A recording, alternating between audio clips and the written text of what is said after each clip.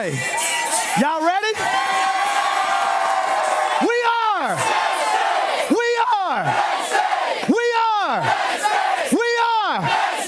Da da da da da. Da da da da da da da da da da da da da. Da da da da da. Da da da da da da da da da da da. They ready, baby. Y'all ready today? Welcome to Countdown to Game Day presented by Dr. Pepper. I am your host, Harry Lyles, alongside Stanford Steve. That was Harry Douglas getting the crowd loud here. We are. It's a pretty good crowd, huh, Steve? Yeah, it's pretty good. It's pretty good, man. Bigger. 100%. You know, I am so excited to welcome not one ACC legend, but two in Harry Douglas. Obviously, Stanford Steve and the Louisville Cardinals, both obviously long-term ACC teams. Harry Douglas, how we feeling, man? I'm feeling good. And, Steve, you're definitely dressed for the occasion. I tried to get close to the whiteout. We are. Oh, no, I can't hear him. I can't hear y'all. Y'all too low for me. Let's try this again. We are. We are. Thank you. You're welcome. Now, HD, how confident should these fans be tonight for their offense to get the job done? So, number one, on paper, when you look at this Penn State football team, they have everything. Running backs, wide receivers, offensive line, defensive linemen, secondary, linebackers. But the play so far this season has not always added up to what they have as from an athleticism standpoint. So when you look at quarterback Drew Eiler, he came into the season projected 2026 first-round pick.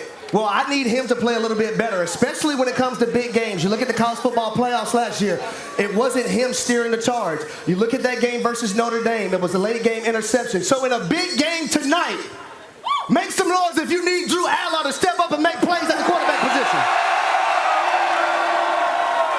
Now, with that being said, they went into the transfer portal and got two receivers. Kyron Hudson from Southern California, Pinion from Syracuse. They have the receivers. What he's missing is his security blanket, Tyler Warren, and I believe that has showed up the last two games on tape. His completion percentage, under 85%. It has to be 68 and above if you're going to beat the Oregon Ducks tonight because that defense is also great. Now, Steve, how does he do it without a security blanket? Well, it starts with the offensive line for me. I mean, this whole place has been waiting until this game. You know, they follow the motto of bringing their guys back, paying the guys they want. You mentioned the transfers they brought in, but they're as deep as anybody in the offensive line. And everybody's talking about Oregon. Everybody's more impressed with Oregon because they're averaging over 50 a game, right? They have 31 plays over 20 yards. 10 of those are for touchdowns. Penn State, on the other hand, only 39% on third downs. The run game will get them open and get more looks for Drew Aller. They have to run the ball consistently with Singleton and Catron. And I believe in their tight ends. 85, Luke Reynolds, he's a baller. He's not afraid of contact. They will rely on him on the edge tonight to get outside. So, Steve, I also believe within the first three games of the season, because they have played inferior competition, I don't think we've seen everything in the bag of tricks from Andy Kotelnicki, their offensive coordinator. So, in a matchup, a top 10 matchup tonight, during the whiteout, I expect Andy Kotelnicki to unleash everything. Yeah. But I do agree with you. It has to start with Catron Allen. It has to start with Nicholas Singleton at the running back position. And then the pass game comes off everything the run game does. Now they are welcoming this Oregon offense. I know. What do you expect to see from them tonight, Steve? I want to see what the quarterback looks like in big situations. They haven't faced any kind of resistance. They have three Power 4 wins, but those Oregon State, Oklahoma State, those Northwestern, that's not like what this crowd is going to be. The disruption that this crowd, this noise, the talent on the Penn State defense is something that Oregon has not seen. And we're going to talk about other games in the country. Ohio State's going on the road for the first time to see it. Tennessee's going on the first time. So Oregon in that situation, what does it look like? Because if Dante Moore comes in here and runs wild, number one pick, Heisman, just give it to him. But I don't see that happening with this crowd. So I'm glad you brought that up because with the injury of John Mateer at Oklahoma, it now opens opens the door for the Heisman conversation. And if Dante Moore can come in Happy Valley during a whiteout and have a hell of a showing, utilizing his athleticism, running the football, throwing the football, him and his favorite receiver, DeCorian Moore, then you have to jump him ahead in the Heisman race right now currently. I do feel like that, Steve. Yeah, and I just go back to that Penn State defense. After watching tape, watching Miami, we watched them last week, those two ends, Denai Dennis Sutton has to raise his game. He has to feed off this crowd. The opportunity that Penn State has, that's all they've wanted, right? Now they got it. They got their night game. They got their whiteout. They got us here. Every distraction they possibly want. But also, you've got to block all that out and go play. There's a quiet confidence when you're around them. I believe they'll show out tonight. You mentioned Denai Dennis Sutton, HD. He's obviously a guy that's going to be playing in the NFL. What NFL player prospect are you looking forward to seeing tonight in this football game? For me, it's two guys. One for Oregon, receiver DeCorian Moore, even though he's a freshman. But then also the cornerback for Penn State, A.J. Harris. You got the young pup, who is now a bona fide baller, but you got the older statesman in A.J. Harris, who's going to be on the outside. Can the physicality of A.J. Harris impede DeCorian Moore what he wants to do? Exactly. They haven't had any hands on him yet. Yep. You know, when you talk about, and Harris hasn't even had any balls thrown at him.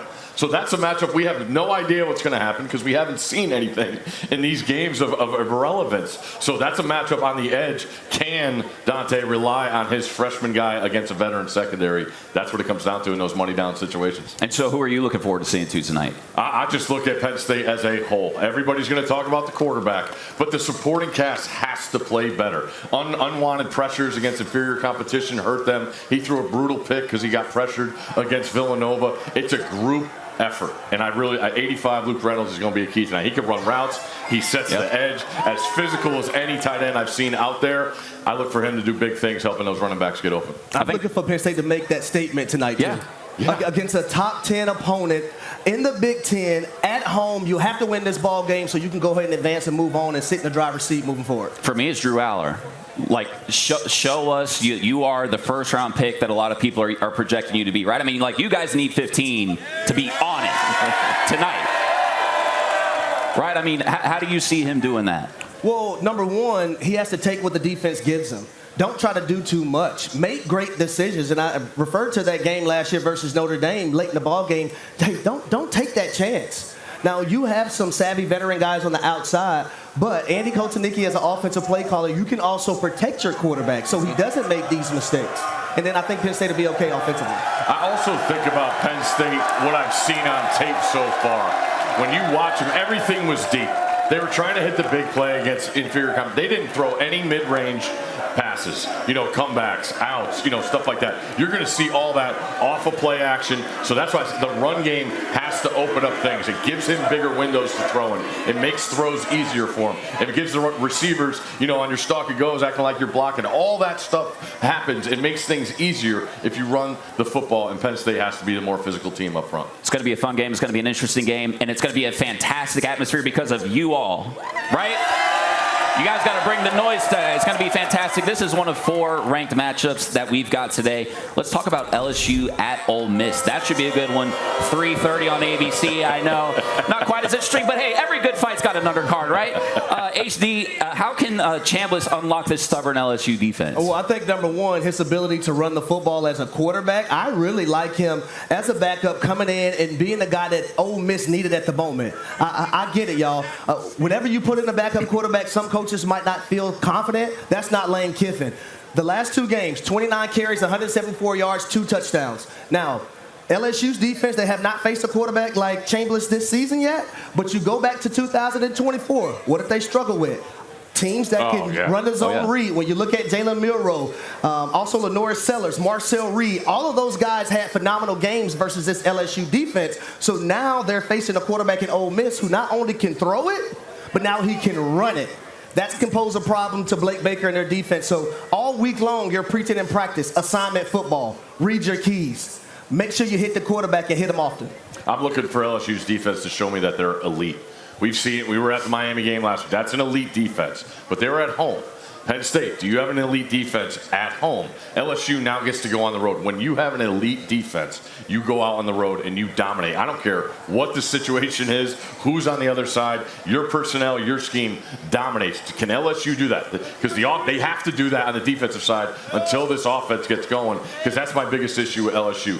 They will not continue to run the football. And I don't think they believe in the offensive line, and that makes things a lot tougher for Nussmeier when he's throwing every down and the expectation from the defense. Durham being out, the running back, we'll see some new guys, but LSU has to commit to the run and keep Chambliss off the field. That'll help things a ton on the road in Ole Miss. So, Steve, to your point, I do not understand why LSU, they don't make it a point of emphasis to run the football.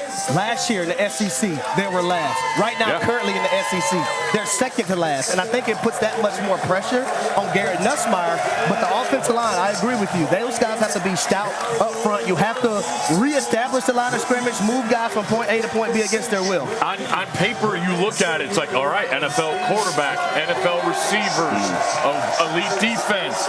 But you got to go, in order to take that level, you've got to produce more and take some of your pressure off the defense. Think about, Lagway, they kept giving LSU's offense the ball, picking it off, giving it back to them, and they still only won by 2 scores.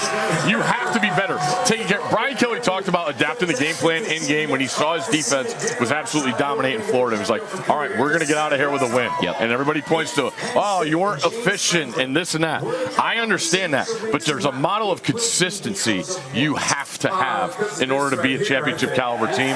LSU could prove a lot if they go on the road and score 24, 30 points. That would be huge, because Ole Miss's defense, that's the other point. We're talking about the offensive line. Ole Miss's defense is giving up 190 on the ground. That's ranked in the hundreds. You have to take advantage of that on the road and be on the same page as an offensive line and an offensive group as a unit. Now let's get to game picks. HC, who do you have? I'm going with Ole Miss because of a dual threat quarterback and the ability to run and pass the football. I do like the wide receivers, Deuce Robinson and also, Harrison Wallace. Those two guys can play at a high level. So give me Ole Miss at home. I'm going with Ole Miss as well. I just, something doesn't feel right with LSU. It feels like they're not playing their best ball yet. I feel like a road game against this Ole Miss team, I think they get got. I think this game is a wake-up call for LSU. It's really hard. Earlier in the week, too, Lane Kiffin told us to take the over. So I'm going to take the over in this game for sure. With all that's going on. Exactly. But the idea of, to your point, doesn't look right. We got to see it. I lean towards Ole Miss, too. Trinidad Chambliss causes a ton of problems. He does. But he hasn't faced personnel. So what's Lane going to do? Is he going to rely more on quarterback run? Is he going to go wide gap scheme on the outside? Is he going to rely on play action? Can they run the ball enough against LSU? There's so many factors. But a home team, LSU, people want to pick apart the win at Clemson now. I don't, because there's still enough data points and ranked teams they're going to play that we could judge them from that. They went there and won. I give them credit. But I still lean towards Ole Miss because of Lane's offense, and these teams have played crazy games. Home teams won the last 5. Last year, LSU won the game. They didn't lead the whole game until the final buzzer when they caught Lacey caught the touchdown pass.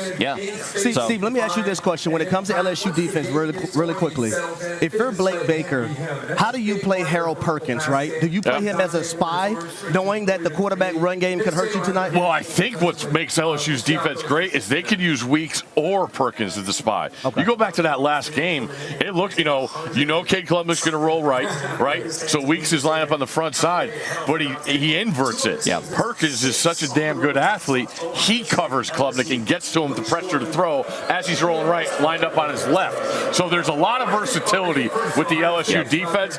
And also, Ole Miss's receivers haven't faced a secondary that can get hands on you like LSU. They got some elite.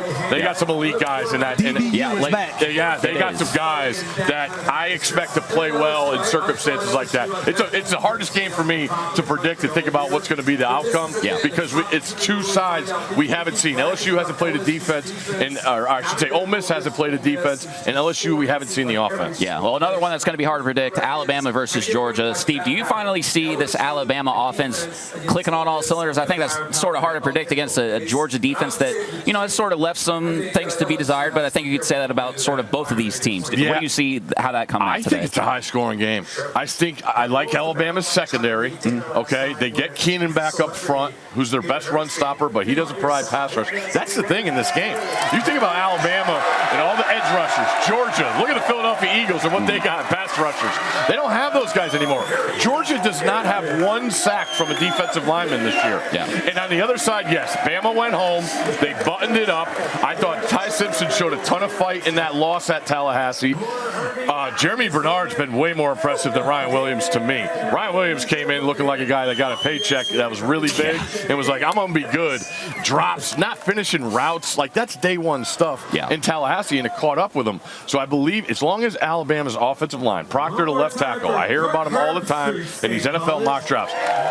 You're on the road and you get beat inside, your quarterback has no chance. He can't roll back around. He can't do anything. The guy's in his face. You can't even screen him. Yeah. You know? So Alabama has to be tightened up. Jam Miller back is huge because he runs the ball with violence. He can catch the ball in the backfield, and also he's great in pass protection. Yep. That's a big asset to have when you go on the road and you know you can move around guys to help with pressure if Georgia starts mounting it up. Yeah. I like Alabama's chances here to score some points. Yeah, now we are going to get the game picks because we spent a lot of time on LSU Ole Miss. Who do you got in this one? Give me Alabama. And it's because they're wide receivers versus the secondary of the University of Georgia and the inability of Georgia to sack the quarterback and get pressure.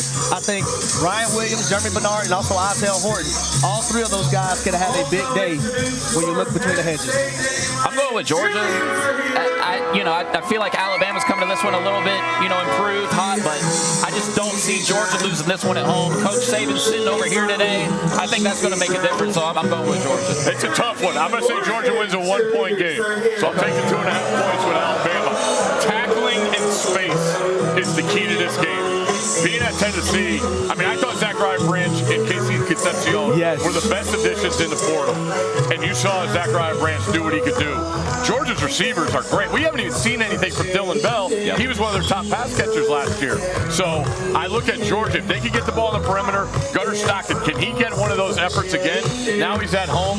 It's all about how Alabama plays on the road. I think Georgia wins a 1-point game. But I also think for Georgia, it's about that run game and rushing the football effectively. Yep. And you've seen that in the overtime game versus Tennessee. What did they do? They gave the ball to Nate Frazier. Next thing you know, touchdown, game over. And it looks like they're going to start another different offensive line. Yep. They already started 3 different offensive line combinations. What does it look like against Alabama? Yeah. Steve, we appreciate the time, man. Please go find me one of these and save me one. Watch out for that bug on that head. HD and I had your back. You had a bumblebee on your head. That ain't good. Hey, this is good. I'm doing the show today because Christine going to jump in the crowd. So I appreciate that. And we're going to get to a new game called Hard Launch or Red Flag. A lot of happenings around college football. Not least among them is the fact that Lane Kiffin's daughter hard launched her relationship with LSU linebacker Whit Weeks the same week that they're playing LSU. HD, I don't know about you, man. That would not go off very well in my household. But with that in mind, we're going to toss out some statements.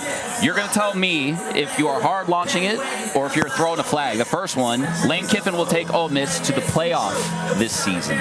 I'm going to throw the flag.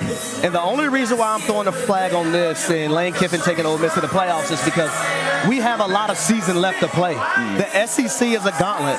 There's no easy out when you're playing SEC opponents. They have a lot of ranked teams still on their schedule. Also, when Austin Simmons comes back, Lane Kiffin is going to have to make a tough decision. Yeah. Do you stay with Trinidad Chambliss? Do you go back to Austin Simmons? That's something that he's going to have to deal with as a head coach and also the play caller for Ole Miss. But it's entirely too early. Yeah. It's a lot of football left to still be played. So I can't say they're just going to go to the college football playoffs. Yeah, I'm throwing a flag on this too. I think you mentioned the quarterback controversy. I think that's a real thing. I understand that they have a lot of money invested in Austin Simmons. I think it's a little short-sighted to think that they don't with Trinidad Chambliss as well. What are we talking about? One of the reasons that Lane Kiffin stayed at Ole Miss is because he got those NIL promises. They got ahead of the game before everybody else, and that's why they've had so much success in this era of college football. I still just think we haven't seen anybody's best in the SEC yet. I agree. And so I think with Ole Miss, the fact that I still think they're extremely talented. I think that they're ahead of schedule and where they thought they would be. But to me, because of that extra wrinkle with what we've seen with the quarterbacks, I'm not quite ready to be there with them yet. The next one, HD, Florida State is still a playoff team. Are you hard launching that, or are you throwing a flag? No, I'm hard launching that. Like, when you look at Florida State, they had a disappointing loss last night to Virginia on the road. I firmly believe that Mike Norvell and his football team, they overlooked Virginia and was looking ahead into that rivalry game against Miami next weekend. But they can still win the ACC. They can still, finish with one loss and play for an ACC championship and make the college football playoffs. But you can wipe everything out that happened last night if you just go and beat the number 2 team in the country, which is the Miami Hurricanes, next week. So I am buying the Florida State Seminoles making the college football playoffs. It was a few years ago they missed out going undefeated. I don't think this is going to be a year they miss out on it. Yeah, I think to me this team is too talented, and I still think about, and regardless of how you feel about Alabama this year, the way that they out-physicaled them and bullied them that first week, the fact that I know that they got that in them, I still think that they're a legitimate contender in this ACC. I feel like, and I think I mentioned this on the show last week, I feel like the ACC is what we felt like the Big 12 was going to be this year. Because we have seen that Kansas State is not any damn good, right? And a lot of these other teams have sort of floundered. We saw Utah had a bad week last week against Texas Tech when they did everything right the first 3 quarters, and then a freshman comes in and absolutely tears them up. So I think that, yes, that Florida State still a playoff contender as well, but to your point, we're immediately going to find out next week. But look, let me say this, because it can't be Dr. Jekyll and Mr. Hyde when it comes to the Florida State Seminoles. Correct. Because the Florida State I seen last night could not stop the run, could not get off the field on third downs, had the turnovers offensively, and also some crucial penalties early on the offensive side of the football. So which Florida State are we getting? Are we going to get the team that we seen play Alabama, or are we going to get the team that played Virginia last night? Exactly. I'll tell you this, if you go back home to Tallahassee and you think you're going to display the team last night versus the Miami Hurricanes, you're going to get blown out of the water. Hey, especially after what we saw last week, what Miami did to Florida. I understand that people don't think Florida's all that great, but still, physical, imposing, that Miami team is legit. Now the next one, Texas Tech. Are they the best team in the Big 12? Are you hard launching that, or are you throwing a flag? Well, you're asking me. I was about to ask you, what do you feel about Texas Tech? Because I'll say this first. Going on the road at Utah last week, your starting quarterback going out of the game, your backup coming in, he's looking like he's good to go as well, and you come out of there with a victory. That was very impressive to me. When you look at Texas Tech and their schedule, I think the only quality opponent is Arizona State left. And after Arizona State, they don't play against Iowa State, so they wouldn't meet them into the Big 12 championship game. So I think the slate is looking clean for them. I'm all in on them. What about you?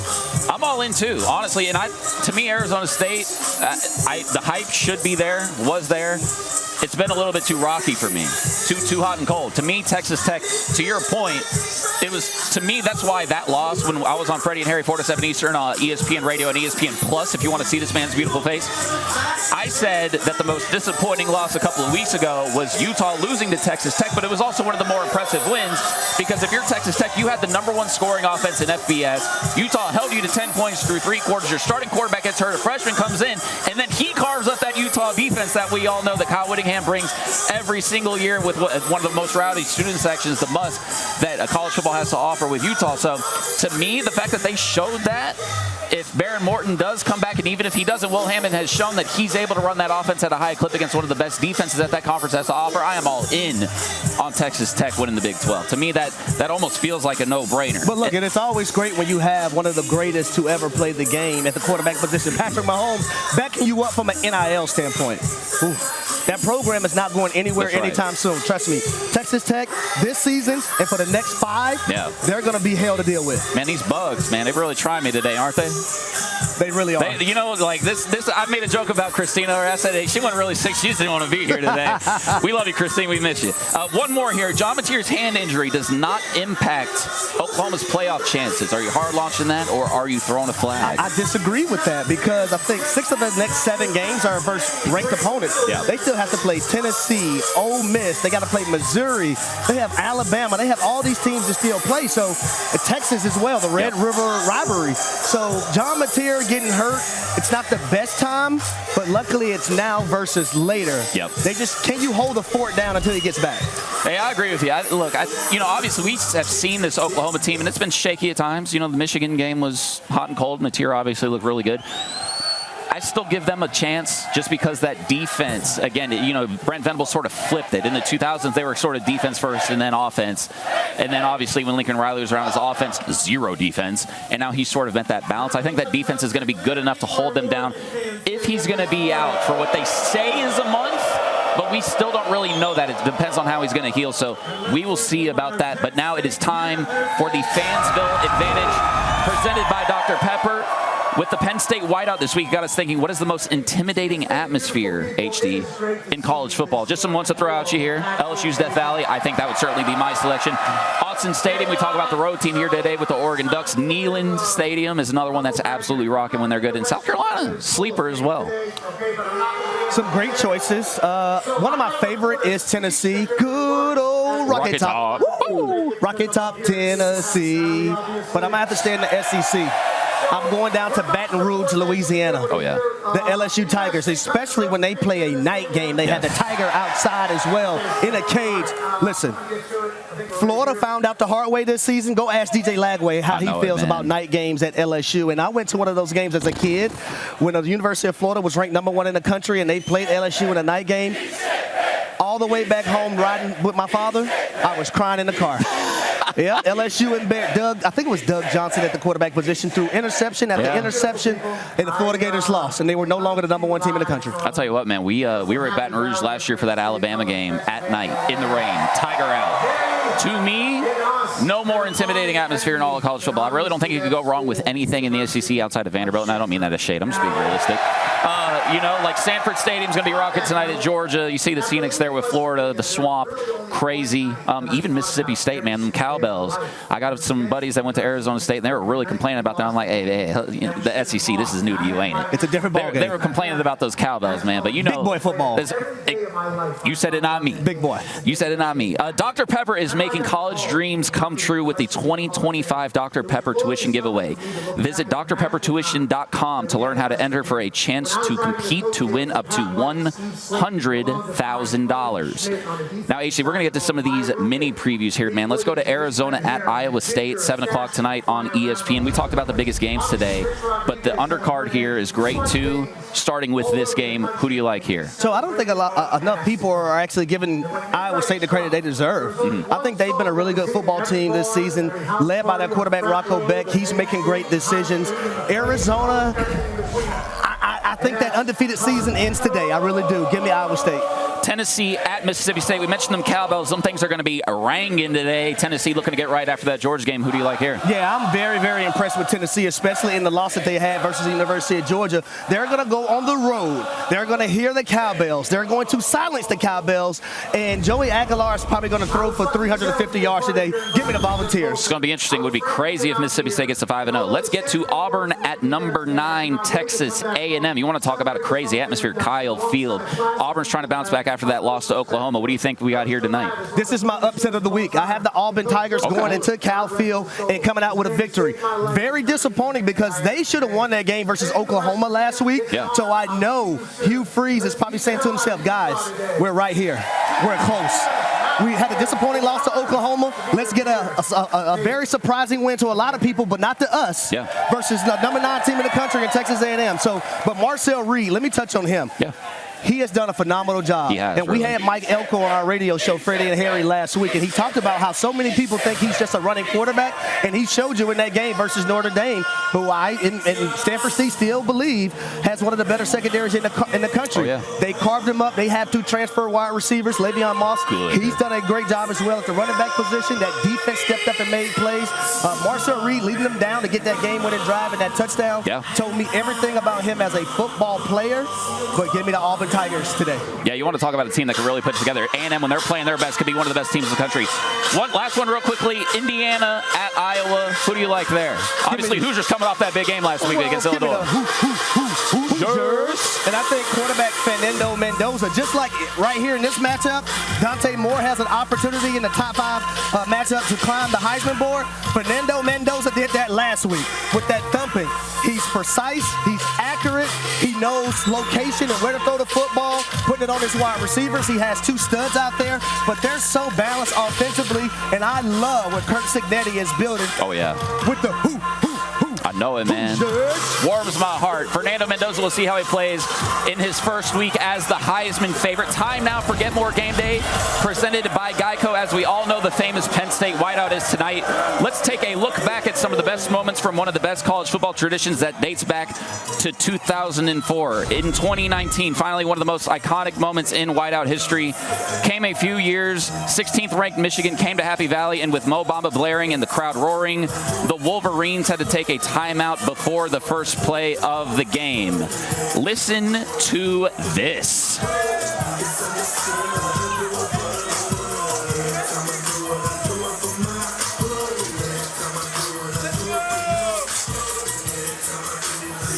With that, we toss it over to our friend Jess Sims, who is with someone who knows a thing or two about the whiteout games.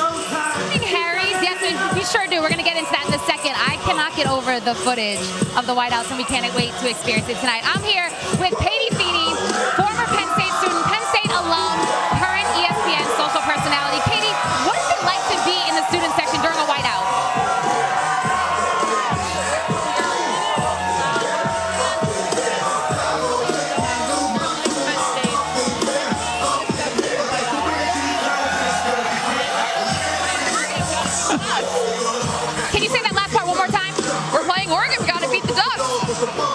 Absolutely. Now, you not only love the whiteouts as just a person, but it's also influenced your career. In what way? Yeah, so my first whiteout was 2021 against Auburn. That was actually my first time on the field for a football game, first time working in sports, and I fell in love with the atmosphere, the fans, the environment, everything about it. And so now, fast forward 4 years later, I'm back at Penn State, but with ESPN, it truly is a dream come true. It's been surreal so far, and I mean, Penn Staters are great. I have not experienced this much love anywhere else. That is so special to have that full circle experience. Now, talk to me about yesterday, because there's a lot of white right now, but I think there's going to be a lot of white in the future with what happened yesterday. Yeah, so I did witness a proposal, a official Penn Stater proposal right in front of Old Main here at College Game Day, and I believe they're actually here. I think we had to bring up Aiden and Allie. Oh my gosh, the newly engaged Aiden and Allie, congratulations. Let me see. Oh my God, oh, she's gorgeous. Yeah, she did a great job. It was an easy yes? Absolutely. We met here back in 2018. We've been dating for 7 years, and we started our love story here at Penn State when I was a sophomore, Aiden was a junior, and you know, we're going to now go to Penn State games for the rest of our life and hope game day keeps coming, and it's wonderful. Well, Aiden, of course, now I understand why Penn State is so near and dear to your heart, but why this game? It's the biggest game of the year. I had to do this game. I knew I wanted to do it at the whiteout. We got 2 big RVs over the lot waiting for us. We try to do one a year. I had to make it a big surprise. So yesterday was a big surprise. All our families here, and I knew that I want to do it for the biggest night game of the year. I wanted everyone to get the real Penn State experience if they were going to come up for a game. So, did you have any idea that he was going to do this? No, not at all. I kept asking my parents, I'm like, oh, we should do an RV, like do a tailgate. They're like, no, it's not going to work. So I was so surprised yesterday, and everybody, it was like everywhere we went, more people kept like popping out and surprising us. So it was so wonderful. Well, I hope you get the win, because that's going to be a great omen for the future, right? Yeah. But I also heard something about your dog. Your dog has a Penn State connection? our dog, we have an English bulldog named Frankie, named after Coach Franklin. She has a custom Penn State bandana with her name on it. She gets a little stressed out when they play, though, because I can't sit down during the games. So I pace, and then she paces with me. So she gets a little stressed during Penn State football games. Well, that is adorable. I can't wait to see. You better post on social with the ring and with Frankie. Oh, wait, stop it. What's this? Oh, my gosh. Wait, that is so beautiful. Congratulations. We wish you a lifetime of happiness and love and whiteout. whiteouts. So obviously, everything's going to be white.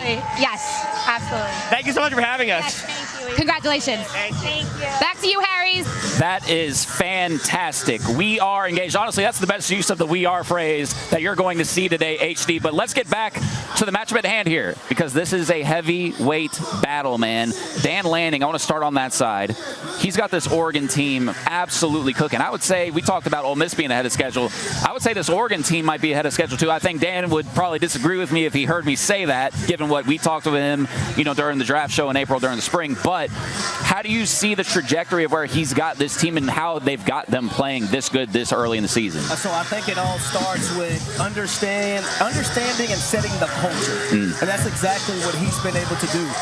He's a down south guy. He's an SEC guy. He spent a lot of time in the southern part of the states coaching football, right? So he understands what it means to be physical and have that physicality. And they hit the ground running coming into the Big Ten when everyone else that was in the Pac-12, they're trying to find their way into the Big Ten. So I think for a guy like him who loves the game of football, who practices what he preaches, who believes in all of his guys, who does a great job recruiting, doesn't mind spending that NIL money, Coach Gundy from Oklahoma State, he had to find out the hard way. When you talk about other people's pockets, you're probably going to get the boot and be fired the following week. And that's exactly what happened to Oklahoma State and Mike Gundy. But, Oregon and Phil Knight and Nike, what they've been able to provide and assist with in bringing these players in and having the best uniforms and just the entire repertoire. And I just think Dan Lanning is the perfect guy. So when I hear people say that, hey, he's probably going to take this job in the SEC at this place or that place, I don't believe so. Yeah, I don't either. He's built that culture, and it's trickled down from him to his assistant coaches, from his assistant coaches to his players. I'm close with a guy by the name of Marcus Mariota. And the way that Marcus talks about Dan Lanning and what he means to that program is everything to me. 100%. Let's get to game picks. I've got Oregon tonight. I think that Oregon's going to win this by 10+. Who do you got? Give me the Ducks. And it's crazy that I'm about to say this. I trust Dante more than I trust. Oh, same. Yeah. I think big plays. I've seen it not happen more times than I have not seen it happen with Dante than I have with Drew Allen. Absolutely. And Christine definitely didn't tell me to say that she was picking Oregon too, but I am picking for Christine today. I am the bald man. I'm literally picking Oregon. So she's going to hate me for that. Hey, appreciate y'all watching Countdown to Game Day presented by Dr. Pepper. We will see you guys next week. Enjoy the game. Enjoy the slate. It's going to be fun.